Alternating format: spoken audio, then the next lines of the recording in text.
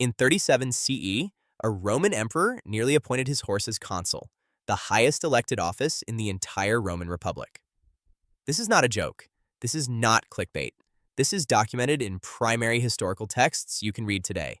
His name was Caligula, and that horse, named Incitatus, had a marble stable, an ivory manger, a pearl necklace, and his own personal human servants. But wait, before we get to the horse, there is something your history textbook never told you about Caligula, and about nearly every other Roman emperor. Something that will completely change the way you see this so-called great civilization. Pause hard after personal human servants. Let them laugh, then pivot immediately to serious. The comedy lives in the whiplash between absurdity and gravity. First, a quick tutorial on how Romans thought about sex, because they were running a completely different operating system. Ancient Rome had no concept of sexual orientation as we understand it today. There was no gay, there was no straight. Those categories simply did not exist in the Roman mind. What Romans cared about was not who you slept with, it was what role you played. Dominant role, acceptable, expected even for powerful men. Submissive role, embarrassing, shameful, regardless of your partner's gender. And the emperor? The emperor was above everyone. He could do anything, with anyone, and it was largely considered normal. Imagine LinkedIn, but every job category is replaced by a single question, top or bottom, and your answer determines whether you can become a senator. Deliver completely deadpan. Move on immediately. Do not over-explain. Caligula had an intense, documented relationship with a man named Mnestor, one of the most famous actors in Rome. According to the Roman historian Suetonius, Caligula would openly kiss Mnestor in public, at banquets, in front of senators, and Mnestor could be summoned at any time. Mid-performance, no explanation given, no refusal accepted. When Caligula was later assassinated and Mnestor was put on trial, accused of being part of the conspiracy, Mnestor's defense was that he was only ever following the emperor's orders. The court accepted this as a valid argument, then executed him anyway. Then there is Valerius Catullus, a young man from a respected consular family. Suetonius records, and this is a direct historical source, not gossip, that Catullus publicly boasted to anyone who would listen that he had, quote, worn himself out in the emperor's company. He said this, out loud, to other people, as a point of pride.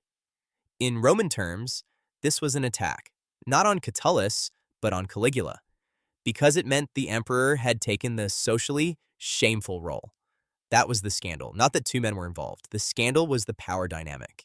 In 2024, people brag about getting a photo with a president. In 38 CE, Valerius Catullus bragged about something considerably more specific, involving the most powerful man on earth. And he chose to tell everyone. This is the oldest flex in recorded Western history. Here's something that does not usually make it into the highlight reel of Caligula coverage. He ordered the heads removed from statues of the gods across Rome, Mercury, Apollo, Hercules, and replaced with his own, including Venus, the goddess, the female one. And it was not just statues.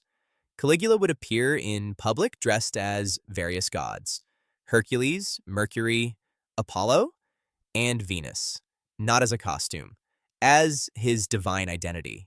Caligula was the first person in history to perform a complete gender swap across every social platform simultaneously, except his platforms were the entire religious infrastructure of the Roman Empire. And instead of changing a profile picture, he replaced the stone heads of deities in hundreds of temples. Same concept, considerably more permanent. After a military campaign in Northern Europe that produced absolutely zero actual battles, Caligula needed a victory to show for it. So he ordered his army, the most feared military force in the ancient world, to march to the English Channel and attack the sea. They stabbed the waves with swords and spears, as ordered. Caligula then had them collect seashells from the beach as war plunder seized from the ocean. These were displayed in a triumph parade back in Rome.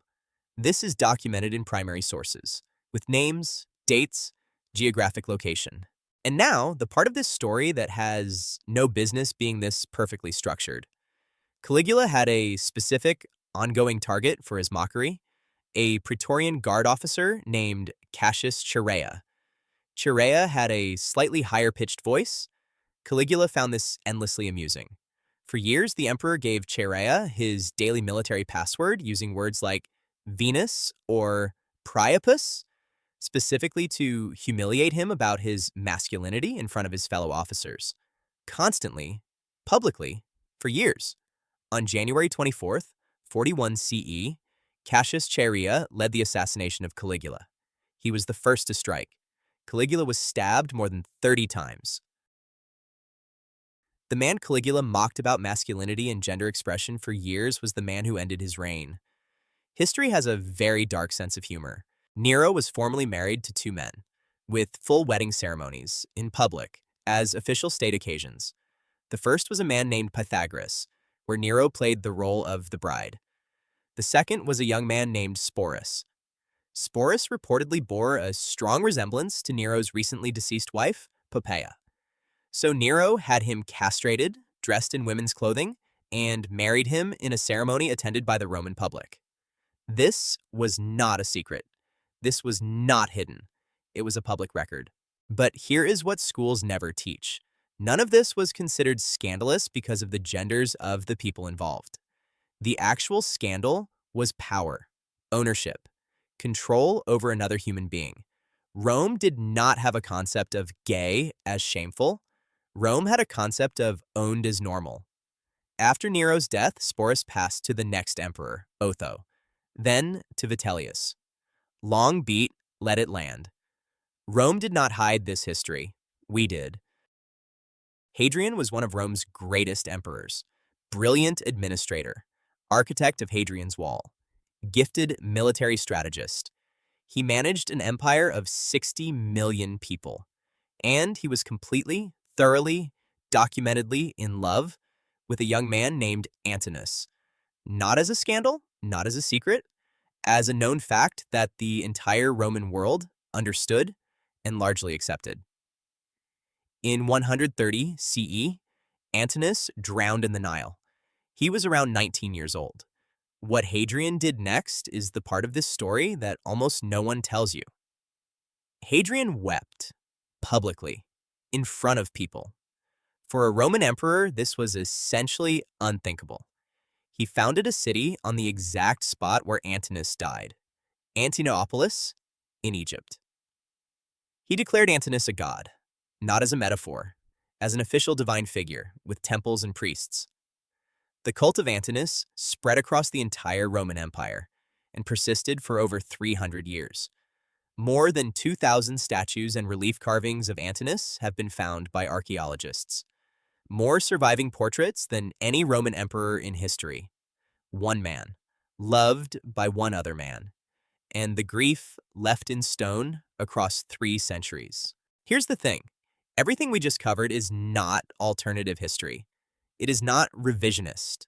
It is not controversial among historians. It is in Suetonius, in Cassius Dio, in Tacitus. These are the most respected Roman historians in existence. Their original texts still exist. You can access them today. So, why was none of it in your school textbook? 2 words: the Middle Ages. When Christianity became the dominant force in Europe, the monks who copied and preserved Roman texts made choices, deliberate choices, about what to emphasize, what to summarize, what to quietly leave out.